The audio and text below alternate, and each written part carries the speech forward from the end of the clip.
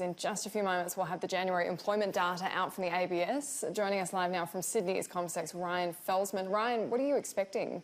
Good morning, Annalise. We're expecting 5,000 jobs to be added, with the unemployment rate stable at around 5.1%. The participation rate, though, is expected to come down a little bit due to that bushfire disruption that we saw hit southern Australia at the beginning of the year. So really there's some uncertainty there. There is some downside risk. The unemployment rate could tick up a little bit.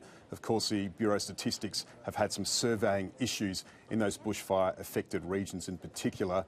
And in terms of total jobs in those regions, that affects about 4% of Australia's total workforce. So certainly there are some impacts there. The coronavirus impact from China came later in the month of January. So really we are expecting to see some significant impact there as well.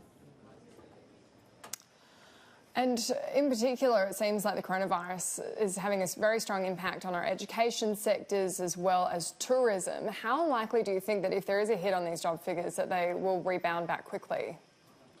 Well, really, in terms of tourism and education, that will take some time to rebound. We certainly don't know what the broader impact is of yet, but certainly we have seen those restrictions around travel, particularly from China. China obviously is our biggest trading partner. Around 35% of our two-way trade is with China, and our export, certainly in terms of the service sector, will be quite impacted, particularly in terms of tourism and education. Education income represents about $39 billion worth to the Aussie economy, and certainly we have about 200,000 Chinese students currently studying in Australia at the same time, so perhaps an $8 billion impact to the education sector as well. So significant impacts and headwinds for the Aussie economy on the back of this. We've seen the unemployment rate come in, and it's actually come in significantly higher at 5.3% for the month of January.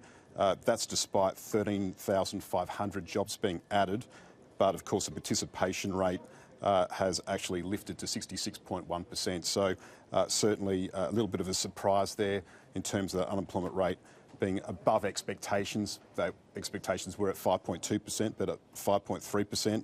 And of course we have seen participation lift to 66.1 with 13,500 jobs created. Wow, that will certainly warrant a massive response from the government. Ryan Felsman from Commsec, thank you for your time. Thank you.